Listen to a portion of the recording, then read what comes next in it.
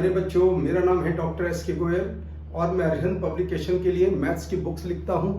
और आज मैं बहुत ज़्यादा इंपॉर्टेंट कॉन्सेप्ट शुरू करने जा रहा हूं, जिसको मैट्रिसेस और डिटर्मिनेंट में यूज़ किया जाता है, एडजॉइंट एंड कोफैक्टर्स। तो पहले हम बताइए कोफैक्टर्स कैसे निकालते हैं। अगर नॉर्मल हम कोफैक्टर्स निकालते हैं तो कोफैक्टर्स निकालने में, क्योंकि 9 कोफैक्टर्स होते हैं, अगर मैट्रिक्स या डिटर्मिनेंट 3/3 ऑर्डर का है तो उसके अंदर 9 कोफैक्टर्स होते हैं और 9 कोफैक्टर्स सिंप्लीफाई करने में टाइम ज्यादा लगता है।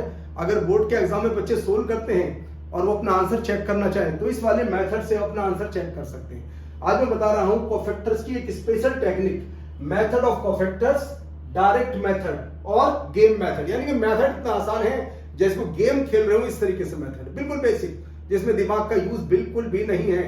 और बोर्ड के एग्जाम में अगर बोर्ड का क्वेश्चन आता है तो आंसर चेक कर सकते हो। जेई मेन एडवांस का क्वेश्चन तो डायरेक्ट ही रहेगा, वो कैसे होगा सोल्व, वो सब बातों को मैं स्टेप बाय स्टेप लेकर चलता हूं। तो बात कर रहे हैं, this method is valid only for third order determinant, यानी कि 3/3 ऑर्डर का डिटर्मिनेंट हो या मैट्रिक्स 3/3 ऑर्डर की हो, केवल मेथड उसी के लिए वैलिड है, यानी स्क्वायर ऑर्डर के लिए वैलिड है। कोफैक्टर्स का मेथड केवल स्क्वायर ऑर्डर के लिए वैलिड है। और हम बात करने जा रहे हैं 3/3 ऑर्डर के डिटर्मिनेंट या मैट्रिक्स का हम कोफैक्टर्स कैसे निकालेंगे। तो जैसे क्वेश्चन नंबर 2 है, find the determinant of the cofactors of the determinant. यहां डिटर्मिनेंट की बात कर रहा है। Find the determinant of the cofactors of the determinant. इस डिटर्मिनेंट के कोफैक्टर्स का डिटर्मिनेंट बताओ क्या होगा। तो कुछ नहीं करना, गेम की तरह से पहले डिटर्मिनेंट के सभी एलिमेंट्स को लिख दीजिए, जैसे 1 2 3 -4 3 6 2 -7 9, सभी एलिमेंट्स को लिख दीजिए। सबसे पहला काम ये करना है। उसके बाद क्या करना है, पहले और दूसरे रो, यानी कि फर्स्ट रो जिसमें 1 2 3, सेकंड रो जिसमें -4 3 6 है, इनको रिपीट कर दीजिए। 1 2 3 -4 3 6, इस तरीके से रीराइट फर्स्ट टू रो। पहले हमने डिटर्मिनेंट के सभी एलिमेंट्स को लिख दिया, उसके बाद हमने पहले 2 रो को रिपीट कर दिया। इसके बाद इस सब कुछ करने के बाद, स्टेप के बाद, पहले 2 कॉलम को रिपीट कीजिए। Rewrite first 2 columns 1 2 -4 3 2 -7 1 2 -4 3। फिर समझिए एक बात ध्यान से, पहले डिटर्मिनेंट या मैट्रिसेस जो भी हो गया उसके ऑल एलिमेंट्स को लिख दीजिए, जैसे मैंने यहां पर लिखे सेल। इसके बाद पहले 2 रो को रिपीट कर दीजिए। रिपीट कैसे, 1 2 3 -4 3 6। इसके बाद ये सब करने के बाद पहले 2 कॉलम को रिपीट कर दीजिए। ये लीजिए पहले 2 कॉलम। अब इसके बाद क्या करना है, टॉप रो, ये टॉप रो है इस टोटल सिस्टम की, और फर्स्ट कॉलम को डिलीट कर दीजिए। ये लीजिए टॉप रो और फर्स्ट कॉलम को डिलीट कर दीजिए। बस अब तुम्हें आंसर के दर्शन होने वाले डायरेक्ट। तो ये है डिटर्मिनेंट। अगर हम डिटर्मिनेंट को डेल्टा से रिप्रेजेंट करते हैं तो डिटर्मिनेंट के कोफैक्टर्स को हम डेल्टा सी से रिप्रेजेंट करेंगे। डेल्टा सी, ऊपर सी लिख देते हैं। ये लीजिए डिटर्मिनेंट का साइन। अब शुरू हो जाते हैं। देखिए दिस माइनस दिस, इसका मल्टीप्लाई इसमें 3 × 9 27 -46 42, 27 -42 तो आ जाता है 69। ये पहला कोफैक्टर आ जाता है 69। अब ऐसे ही this into this minus this into this 12, और फिर प्लस 30 से आ जाएगा 48। और आगे बढ़ते हैं, दिस इंटू दिस 28 -6 लीजिए 22। डायरेक्ट कुछ नहीं करना, कोफैक्टर में प्लस माइनस के साइन की स्टडी की जाती है, मगर यहां पर साइन अपना खुद लग करके आएंगे, तुम्हें कुछ नहीं करना, ये करेक्ट आंसर होगा बिल्कुल। This into this minus this into this, यानी कि -21 -18 -39। लिखते जाइए फटाफट। दिस इंटू दिस, यह आ जाएगा 3। इसके बाद 4 + 7 ये हो जाएगा 11। आगे बढ़ते हैं, 12 - 9 ये आ गया 3, -12 -6 -18,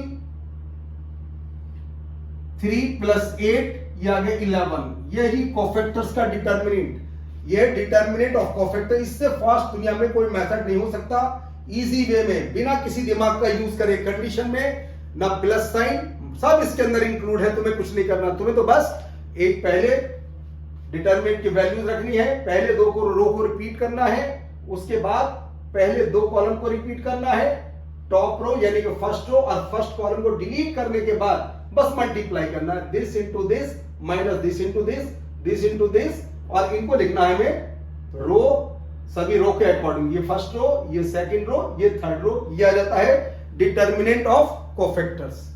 तो पहली कंडीशन समाप्त होती है। अब इसके ऊपर एक नोट लिखते हैं, पहले स्पेशल नोट क्या बनता है, इस कंडीशन का स्पेशल नोट क्या है।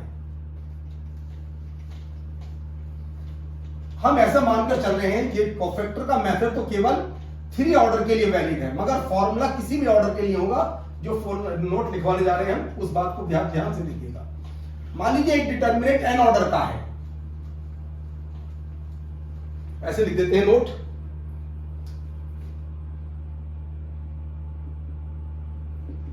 इफ डिटर्मिनेंट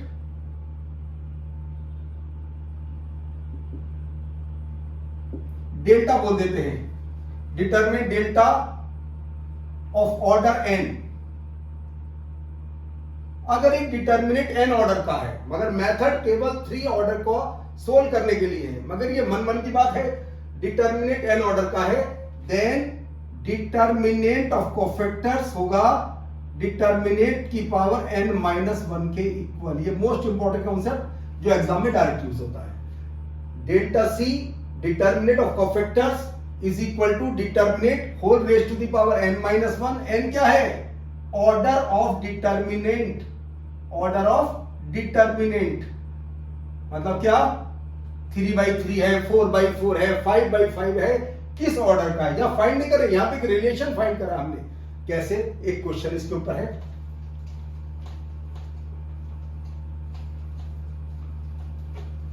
देखिए इस कॉन्सेप्ट का क्वेश्चन है, क्वेश्चन नंबर 3। 2 को हटा देते हैं, 2 हो गया कंप्लीट, जो होता चलता है उसको हटाते चलते हैं।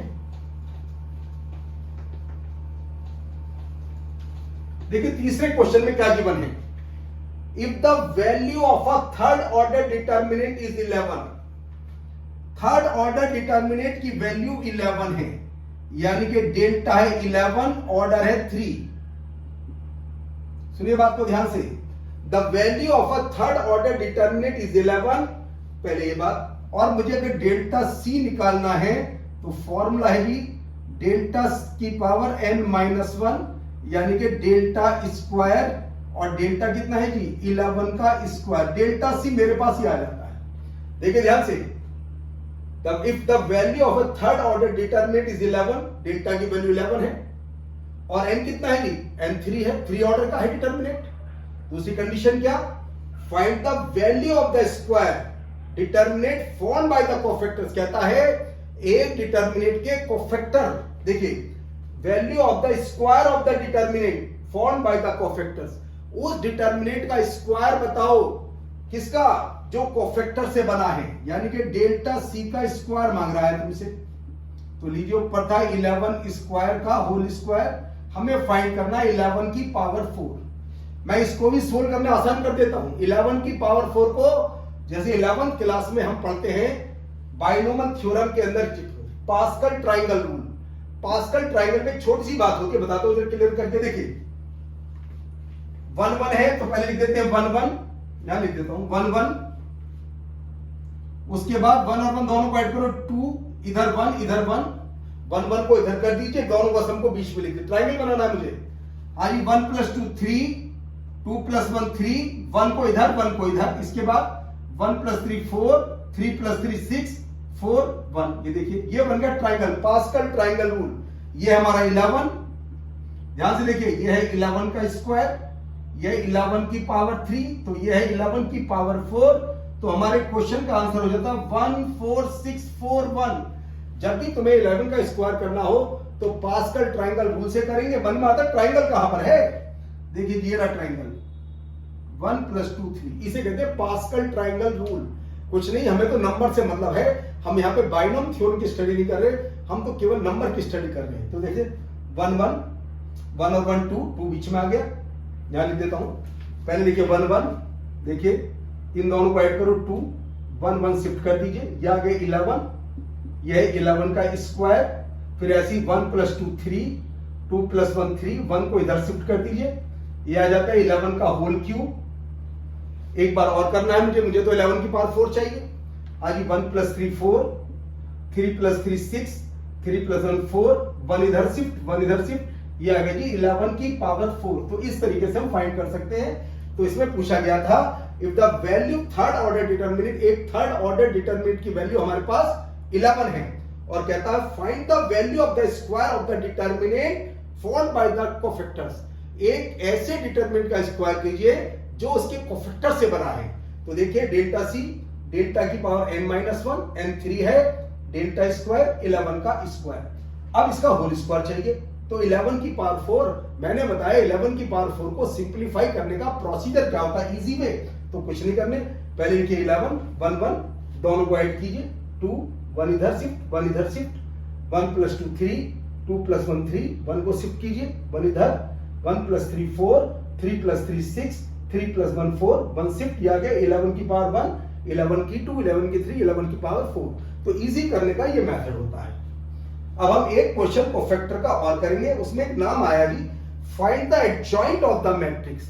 ये एडजॉइंट क्या होता है, किसे कहते हैं एडजॉइंट, इस बात को क्लियर करते हैं।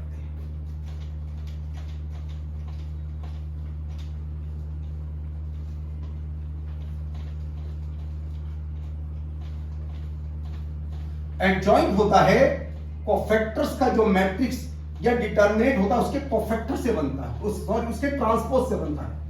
एडजॉइंट होता है कोफैक्टर्स का जो डिटरमिनेंट या मैट्रिक्स होता है। देखिए एडजॉइंट ए का फॉर्मूला होता है, एडजॉइंट ए का सी अगर सी डैश, मतलब क्या सी डैश, जो तुम्हारे पास मैट्रिक्स है, अगर मैट्रिक्स ए है तो उसके सी का मतलब है मैट्रिक्स ऑफ कोफैक्टर्स, कोफैक्टर से बनी हुई मैट्रिक्स, तो वो उसका नाम सी होता है।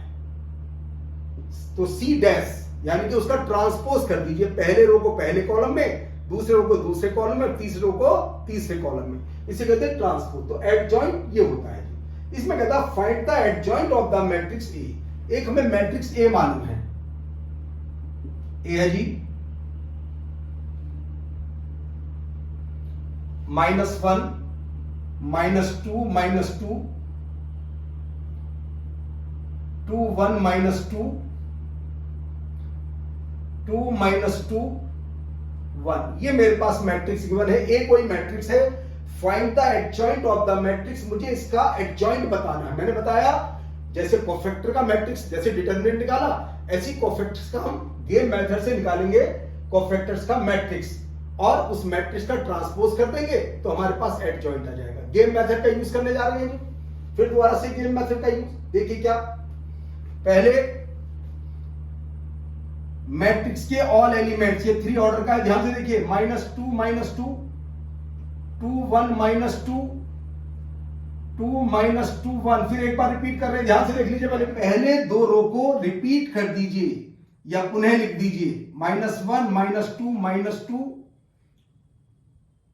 2 1 -2। पहले 2 एलिमेंट को यानी पहली 2 रो को रिपीट कर दीजिए, दोबारा लिख दीजिए। देखो पहली 2 ये थी, पहले मैंने सभी एलिमेंट लिखे मैट्रिक्स के, 3x3 की थी, पहली 2 रो को मैंने रिपीट किया। इसके बाद पहले 2 कॉलम को रिपीट कीजिए, इसके बाद -1 -2 2 1 2 -2 -1 -2 2 1। ये लीजिए।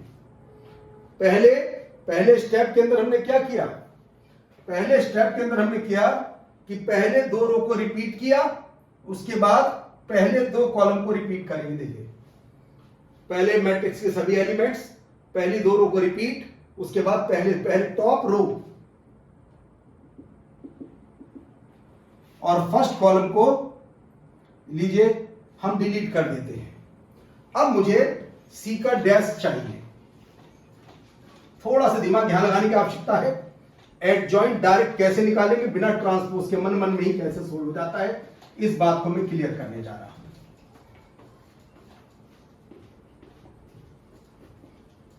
ये कुछ नहीं करना। अब मैं डायरेक्ट लिखने जा रहा हूं जी एडजॉइंट ए।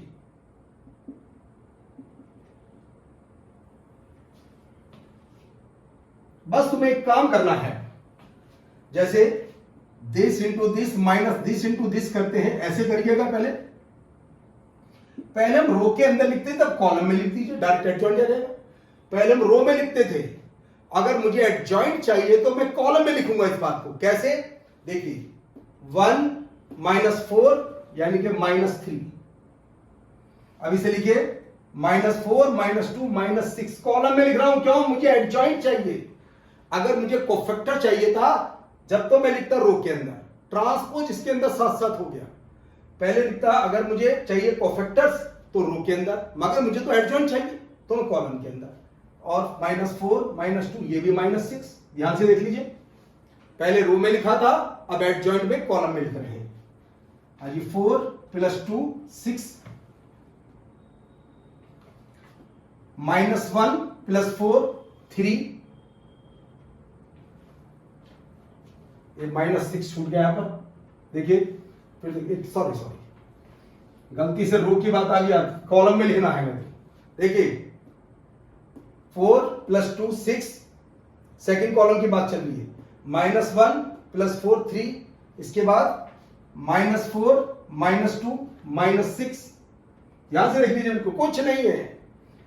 4 + 2 ये भी 6, इसके बाद -4 और -2 -6 लीजिए, और -1 + 4 ये आ जाता है जी 3। ये हमारा आंसर एडजॉइंट ऑफ ए आ जाता है। टोटल सिस्टम के अंदर 3 कॉमन है। अगर मैट्रिक्स के सभी एलिमेंट के अंदर कॉमन है तो उसको बाहर कर सकते हैं हम, तो 3 बाहर आ जाता है। करना चाहो तो बस या ऐसे छोड़ दीजिए, ये आ गया एडजॉइंट ऑफ ए। तो इस तरीके से गेम मेथड की हेल्प से कोफैक्टर्स और मैट्रिक्स फटाफट निकाल सकते हो। मैट्रिक्स के कोफैक्टर निकाल सकते हो और डिटरमिनेंट के कोफैक्टर निकाल सकते हैं। अब बात करते हैं जेईई एडवांस के 2022 के शिफ्ट 1 का एक क्वेश्चन एडवांस का। ये ऑब्जेक्टिव अप्रोच क्या है सोचने का। आजकल ये बहुत चल रहा है, A belongs to S. Main के एग्जाम में ए बिलोंग्स टू एस, पहले क्या आता था? बहुत पहले R1 2 3 4 अप टू n, अब उसने बदल दिया ए बिलोंग्स टू। एक नया कॉन्सेप्ट शुरू करा, ए बिलोंग्स टू एस। क्या मतलब होता है, इस बात को मैं डिटेल एक्सप्लेन करने जा रहा हूं।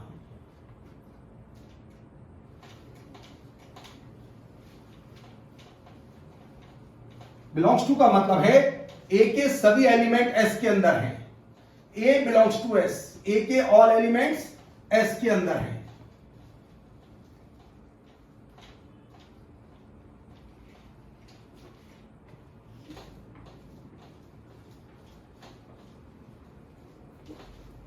पहले पॉइंट का स्टेप का मीनिंग बताता हूं। सबसे पहले एक छोटा सा पॉइंट, एक नोट लिखेंगे। पहले एक नोट, क्वेश्चन स्टार्ट करने से पहले यहां डायरेक्ट एडजॉइंट नहीं लिखा है, डिटरमिनेंट ऑफ एडजॉइंट लिखा है। तो पहले बात, if A is a square matrix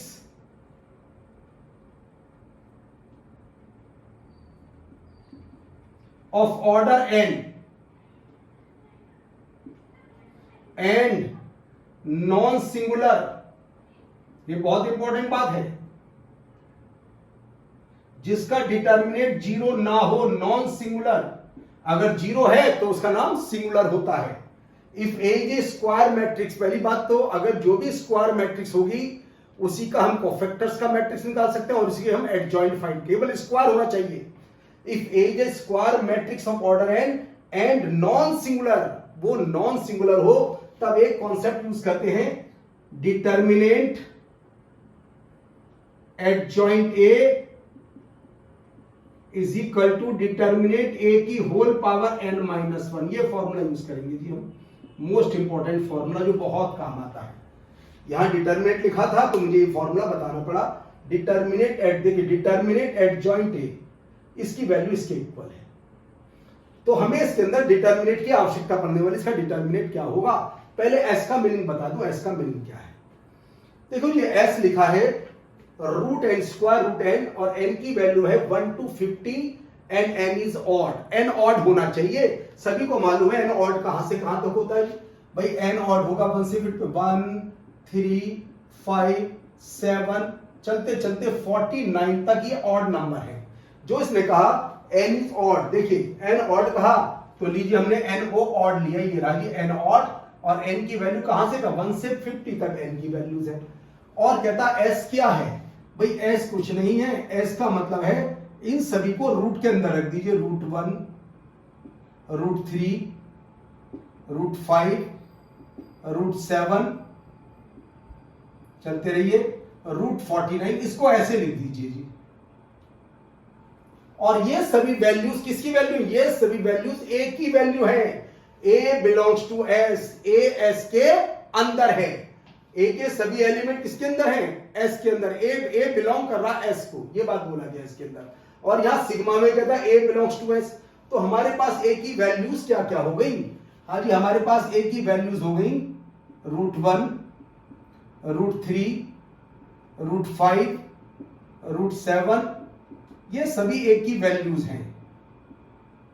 तुम्हें ध्यान होगा जब कंडीशन के अंदर चलते थे तो वहां पर तो 1 2 3 इंटीजर यूज करते थे, मगर यहां इंटीजर नहीं, यहां पर सभी एलिमेंट की बात करेगा। और एक बात पहले और निकाल दे, भाई डिटर्मिनेंट ए क्या है, तो जो हमें ए गिवन है उसका डिटर्मिनेंट निकाल लेते हैं जी। 1 0 a -1, आराम आराम से, कुछ नहीं है क्वेश्चन में, बेसिक है बिल्कुल। 0 पेपर में कुछ नहीं आता है, कॉन्सेप्ट पर कमांड होना चाहिए बस, जिसके कॉन्सेप्ट पर कमांड उसका सिलेक्शन आराम से होता है, तो उसके लिए पढ़ना पड़ेगा। बस एक बात ध्यान रखना, देखिए डिटर्मिनेंट ए, इसकी वैल्यू कितनी है जी, 1 × 1 - 0 जैसे एक्सप्लेन करते मैं भी एक्सप्लेन ही कर रहा हूं, 0 + a, तो ये आ जाता है जी a² + 1 आ जाता है इसकी वैल्यू। डिटर्मिनेंट ए की वैल्यू आती है a² + 1, ध्यान से देख लीजिए। मगर हमें चाहिए डिटर्मिनेंट एडजॉइंट ए, ये था जी डिटर्मिनेंट ए की पावर n-1 यानी कि 2, तो ये आ गया a² + 1 का होल स्क्वायर। ध्यान से लिखिए इस कंडीशन को बिल्कुल, a² + 1 का whole square, determinant adjoint A जो सिग्मा के साथ था, मेरी उसकी वैल्यू आ गई निकल करके, देखिए ध्यान से। पहले देखिए n ऑड नंबर था, इसमें था n 1 to 50, तो ऑड होता 1 3 5 7 9, मैंने सभी की वैल्यू 49 तक पुट की।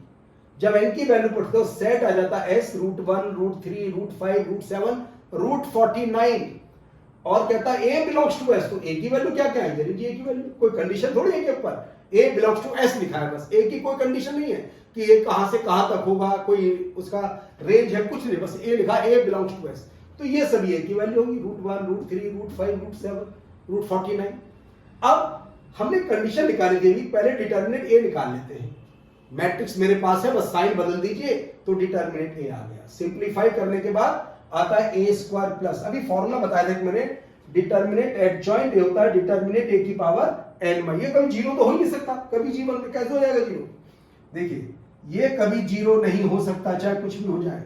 a² हमेशा पॉजिटिव नंबर, उसने पहले कह दिया a s को बिलोंग कर रहा है, जब s को बिलोंग कर रहा है, a तो इमेजिनरी नंबर कभी हो ही नहीं सकता, a तो रियल नंबर है, तो कंडीशन क्या आ गई, a² + 1 इज नॉट इक्वल, इसका मतलब नॉन सिंगुलर है, तो हम ये formula determinant adjoint A, determinant A की पावर n-1 यानी कि 3 - 1, a² + 1 का होल स्क्वायर आ जाता। अब मैं कंडीशन को थोड़ा सा आगे बढ़ा देता हूं, यहां तक नोट कर लीजिए पहले आराम से, और कंडीशन को धीरे धीरे आगे बढ़ाते हैं।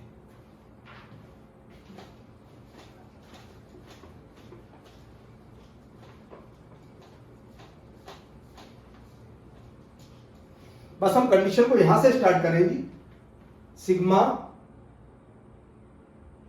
a belongs to s, determinant adjoint ए,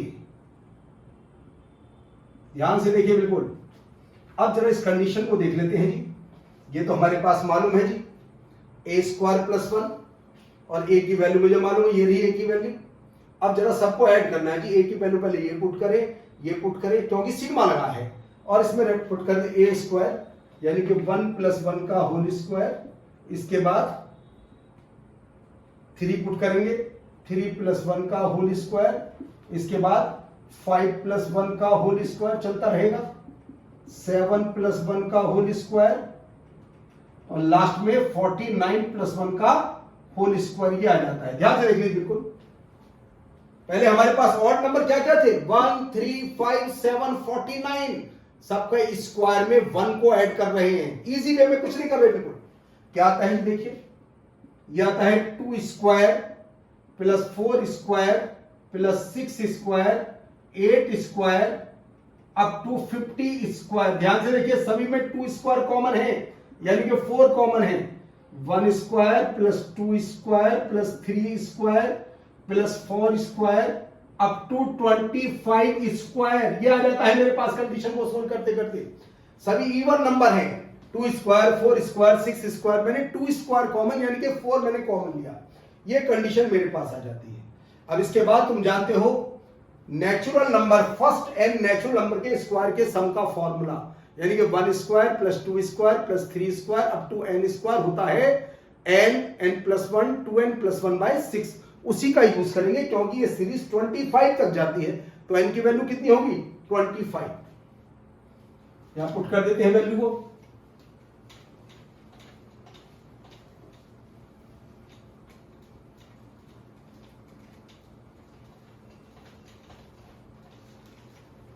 अब 25 पुट करने के बाद आता है n + 1 2n + 1/6।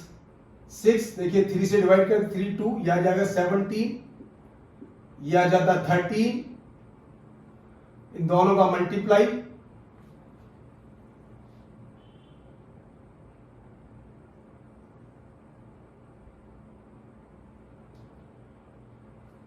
और साथ में 4 का मल्टीप्लाई भी था, साथ में लीजिए 4 भी था साथ में, यह आ जाता है जी